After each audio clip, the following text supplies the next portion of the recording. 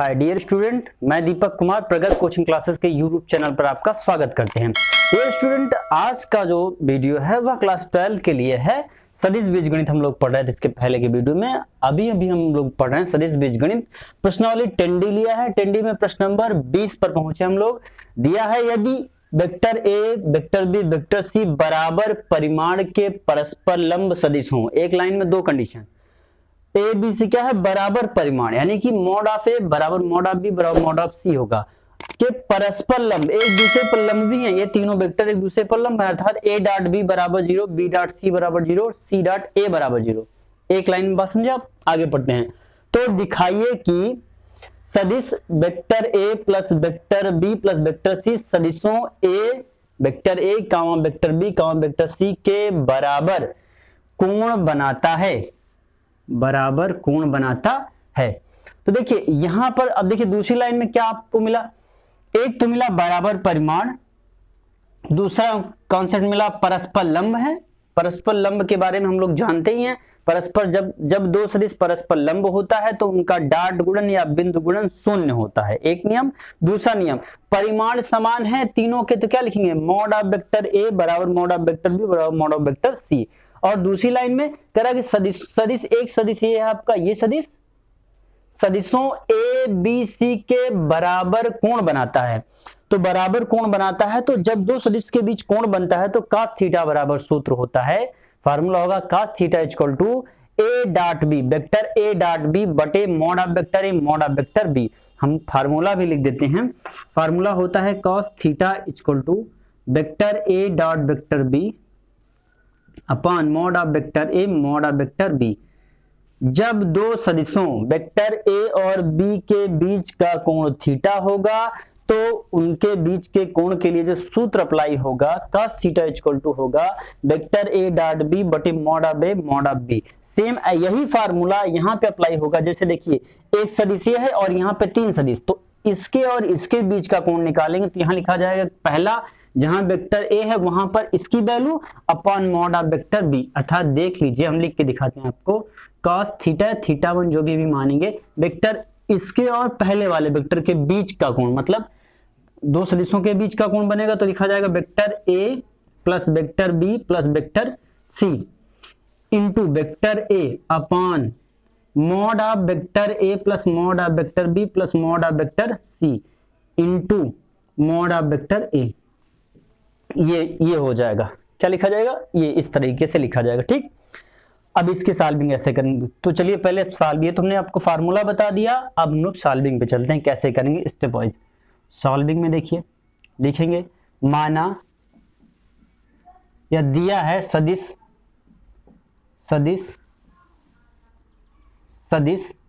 Vector A comma B comma सी बराबर परिमाण के हैं, बराबर परिमाण के हैं तो क्या करेंगे, बराबर परिमाण का मतलब मॉड ऑफ वेक्टर ए बराबर मॉड ऑफ वेक्टर बी बराबर मॉड ऑफ वेक्टर सी, अर्थात तीनों के मापांक क्या हैं, समान है। तो क्या बना लेंगे, इक्वेशन 1 बन जाएगा ये। ठीक, दूसरी लाइन, दूसरी कंडीशन परस्पर लंब है। यहां एक दूसरी लाइन लिखिए, सदिश परस्पर लंब है, सदिश परस्पर लंब है, परस्पर लंब है। जानते हैं जब दो सदिश परस्पर लंब होते हैं तो उनका डॉट गुणन या बिंदु गुणन शून्य होता है। तो परस्पर लंब है तो तीन सदिश हैं, तो वेक्टर ए डॉट बी बराबर शून्य होगा, बी डॉट सी बराबर शून्य होगा और सी डॉट ए बराबर भी शून्य होगा, अर्थात तीनों शून्य के बराबर होंगे। इक्वेशन 2 बन जाएगा। ठीक, यह पहली लाइन की सॉल्विंग हो गई, हमने सॉल्व कर लिया। आगे बढ़ते हैं। तो क्या दिखाना, तो सदिशों इनके और इनके बीच में, इन तीनों और ये अकेला, इन दोनों के बीच का कोण बराबर है, बराबर बनाता है, यही प्रूव करना है, बराबर कोण बनाता है, प्रूव करना है ना। तो सबसे पहले हम क्या करेंगे, कोण निकालिए। कोण के लिए cos थीटा यूज होता है। cos थीटा जब यूज करेंगे, यहां देखिए हमने लिखा है, ये इस चीज को हमको पहले ज्ञात करना होगा। हम डायरेक्ट लिख सकते हैं cos थीटा इक्वल टू इतना, लेकिन सबसे पहले इसकी वैल्यू हम प्राप्त कर लेते हैं। कैसे निकालेंगे, mod of A plus B plus C कैसे निकालेंगे, how to find mod of vector A plus vector B vector C plus vector C. तो देखिए एक बात हमको पता है कि मॉड ऑफ वेक्टर ए का स्क्वायर बराबर होता है वेक्टर ए डॉट वेक्टर ए, होता है कि नहीं होता है, नियम जानते हैं आप लोग। तो ऐसे यहां पर क्या करिए, इसका डॉट कर लीजिए। जैसे देखिए लिखेंगे अब mod of vector A plus mod of vector B plus mod of vector C का स्क्वायर, बाद में हम स्क्वायर हटा लेंगे और हमको क्या मिल जाएगा, mod of vector A plus vector B plus vector C प्राप्त हो जाएगा। तो देखिए यह बराबर लिखा जा सकता है vector A plus vector B plus vector C dot vector A plus vector B plus vector C मिलेगा। अब भैया मल्टीप्लाई कर लीजिए, कैसे मल्टीप्लाई करेंगे, एक पद उठाइए इसके तीनों में गुणा करिए, वेक्टर ए उठाएंगे डॉट गुणन के साथ इसके तीनों पदों में गुणा करेंगे। तो vector A dot vector A होगा plus vector A dot vector B होगा plus vector A dot vector C होगा। एक पद उठाया तीनों में गुणा किया, ठीक। इस तरह दूसरा उठाइए तीनों में गुणा करिए, प्लस बी को उठा रहे हैं B dot A plus B dot B plus B dot C, ठीक। अब सी को उठाइए तीनों में गुणा करेंगे तो क्या लिखेंगे, plus C dot A plus C dot B vector C dot B plus vector C dot vector C, ये गुणा हो गया, ठीक भैया। अब देखिए जहां देखिए रिपीटेड कौन कौन सा, देखिए ए डॉट ए है, वेक्टर ए डॉट ए बराबर क्या लिख सकते हैं, मॉड ऑफ वेक्टर ए का स्क्वायर, मॉड ऑफ वेक्टर ए का स्क्वायर। यहां पर देखिए हमने लिखा है, ये आपको लिख करके हमने यहाँ पर ये बता दिया है, यहाँ पर ये फार्मूला बता दिए, थोड़ी देर मिटा देंगे इसको हम, ठीक। अब यहाँ देखिए ए डॉट बी है, फिर बी डॉट सी है, फिर सी डॉट है, तो इसी क्रम देखिए जैसे ए dot vector mod of vector ए का स्क्वायर मिला है, वैसे मॉड ऑफ वेक्टर बी भी मिला होगा, ये मिला, ऐसे सी भी मिला। इन तीनों को आगे लिख लीजिए एक जगह पे, स्क्वायर प्लस वेक्टर सी का स्क्वायर हो जाएगा, ठीक। अब देखिए अगर हम शॉर्टकट करना चाहें तो हम इक्वेशन लगा देंगे, कौन सा इक्वेशन, सेकंड लगाएंगे। यहाँ पे सेकंड क्या लगाएंगे, लिखेंगे from equation second we get this value, देखिए A dot B equal to 0, तो यहाँ क्या हो जाएगा 0। बहरहाल सुविधा के लिए आप ब्रैकेट में लिख लीजिए 2 vector A dot B plus vector B dot C plus vector C dot A. अब बोलेंगे सर ये कैसे हो गया, तो देखो भैया 2 देखिए ए डॉट बी 2 ठू है, एक ये है एक ये है, चाहे बी डॉट ए लिखिए चाहे ए डॉट बी, तो हम इसको ए डॉट बी लिख लेंगे और ये 2 ठू है, तो दोनों जोड़ेंगे तो लिखा जाएगा 2 वेक्टर ए डॉट बी। इसी तरीके से बी डॉट सी भी 2 ठू है और सी डॉट ए भी 2 है, तो दोनों में से सब में से 2 कॉमन ले लेंगे, बीच में क्या बचेगा, एक पद बच जाएगा A dot B plus B dot C plus C dot A, और इन सब का डॉट गुणन अर्थात परस्पर लंब होता है, शून्य होता है, हमको दिया भी है, तो वहां क्या हो जाएगा 0 हो जाएगी इसकी वैल्यू। लिखेंगे वेक्टर मॉड ऑफ ए का square plus vector mod of B का स्क्वायर सी का स्क्वायर प्लस डैश डैश ये प्लस 0 कर लीजिए, ठीक। अब देखिए ये आप लिख दीजिए vector A plus vector B plus vector C का mod of vector A plus B plus C का होल स्क्वायर, ठीक। यहाँ तक समझ में आया होगा। ये समीकरण हमने कहाँ से किया, समीकरण फ्रॉम इक्वेशन सेकंड, समीकरण 2 से हमने किया है, ये जो वैल्यू 0 रख दिया है सबका 0 हो गया, ठीक। अब चलिए अब यहाँ पे इक्वेशन फर्स्ट यूज करेंगे, कैसे यूज किया जाएगा, देखिए ध्यान दीजिए इक्वेशन फर्स्ट कैसे यूज करेंगे। इक्वेशन फर्स्ट कह रहा है कि मॉड ऑफ ए बराबर है मॉड ऑफ बी के और मॉड ऑफ बी बराबर है मॉड ऑफ सी के, अर्थात सब एक दूसरे के बराबर हैं, ध्यान दीजिएगा। तो यहां पर ये 3 कंडीशन देखिए, समीकरण 1 से क्या लिखा जा सकता है, लिखेंगे हम mod of vector A plus mod of vector B plus mod of vector C का होल स्क्वायर बराबर, यहां देखिए मॉड ऑफ वेक्टर ए लिखेंगे प्लस यहां पर भी लिख सकते हैं मॉड ऑफ वेक्टर ए लिख सकते हैं, क्यों, क्योंकि मॉड ऑफ वेक्टर बी ए के बराबर है, फिर यहां सी की जगह पर भी लिख सकते हैं मॉड ऑफ वेक्टर ए। हम क्या समझाना चाहते हैं आपको वो समझिए, अर्थात ये हो जाएगा 3 मॉड ऑफ वेक्टर ए का स्क्वायर, ठीक। देखिए इतना बराबर ये है, तो यहां पर लिखा जाएगा mod of vector A plus mod of vector B plus mod of vector C का स्क्वायर बराबर 3 मॉड ऑफ वेक्टर ए का स्क्वायर, ठीक भैया। अब स्क्वायर हटाएंगे दोनों पक्षों से स्क्वायर हटाएंगे तो क्या लिखा जाएगा, mod of vector A plus mod of vector B plus mod of vector C बराबर रूट हो जाएगा, यहाँ रूट लगेगा और इसका स्क्वायर हटेगा, √3 मॉड ऑफ वेक्टर ए मिल जाएगा।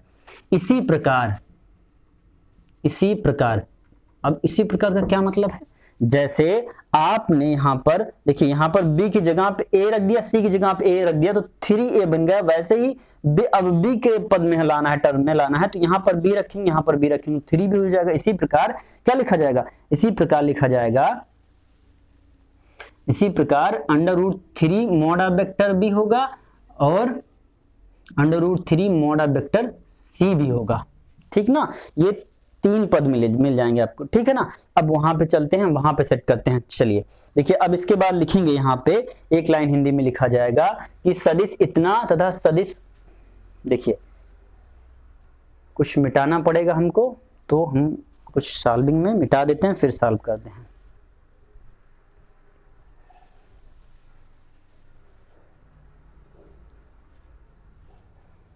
तो भैया अब क्या किया जाएगा,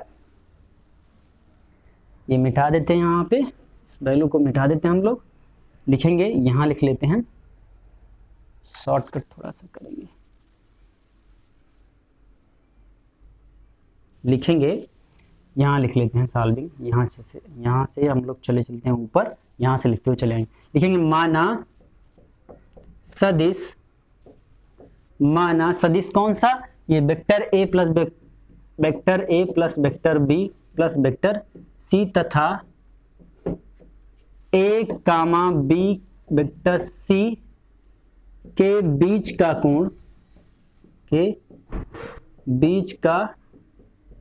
कोण θ1 θ2 θ3 है। तो देखो भैया, अब θ1 θ2 θ3 मान लिया, तो cos θ इक्वल टू लिखेंगे cos θ1 equal to vector a dot vector b।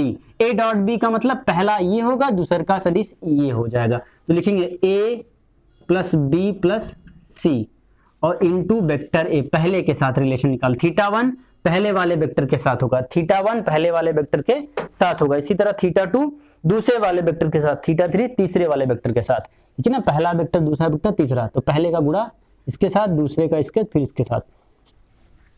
और यहाँ पे क्या होगा, मापांक mod of A mod of B mod of C, इन यहाँ पे मॉड ऑफ ए।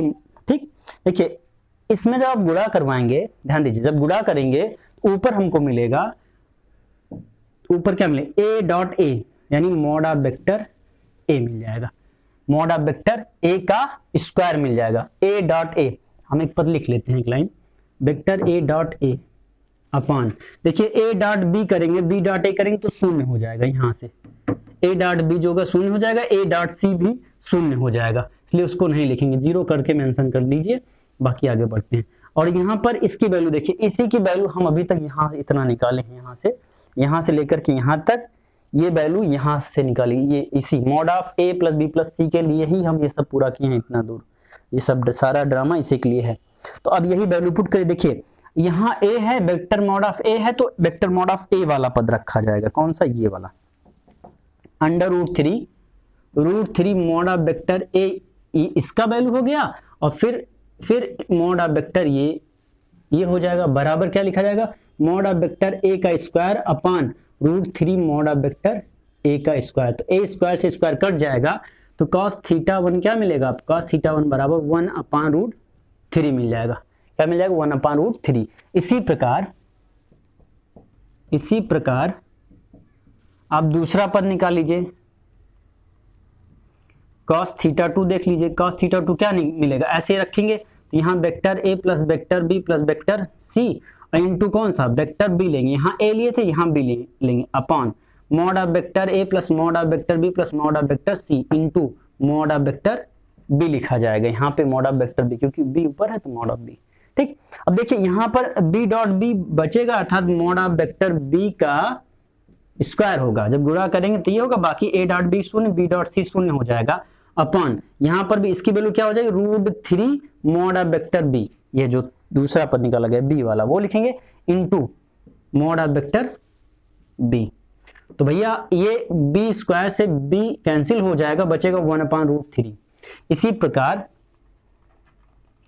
प्रकार cos θ3 भी यही आएगा, 1 अपान √3। अतः आप लिख सकते हैं, आप हिंदी में, अतः क्या, अतः cos θ1 cos θ2 cos θ3 equal to 1 अपान √3, तो इस प्रकार से समीकरण, अगर आप चाहें तो इसको समीकरण बना सकते हैं। कौन सा? 1 2 बना है, यहाँ पे 3 बना लीजिए इसको इक्वेशन 3, इसको इक्वेशन 4, इसको इक्वेशन 5 बना लीजिए। तो इसी प्रकार अतः समीकरण कौन सा? 3 4 और 5 से, 3 4 व 5 से हम कह सकते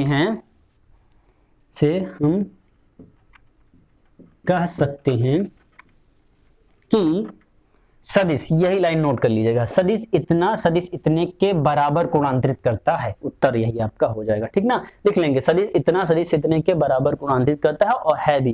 देखिए 1/√3 थीटा 1 के साथ भी है, थीटा 2 भी आपका 1/√3 है और थीटा 3 भी, ठीक। तीनों का मान बराबर है तो आप लिख सकते हैं, ठीक ना। ये तो प्रश्न नंबर रहा आपका 20। अब 20 के बाद चलते हैं प्रश्न नंबर 21 पर।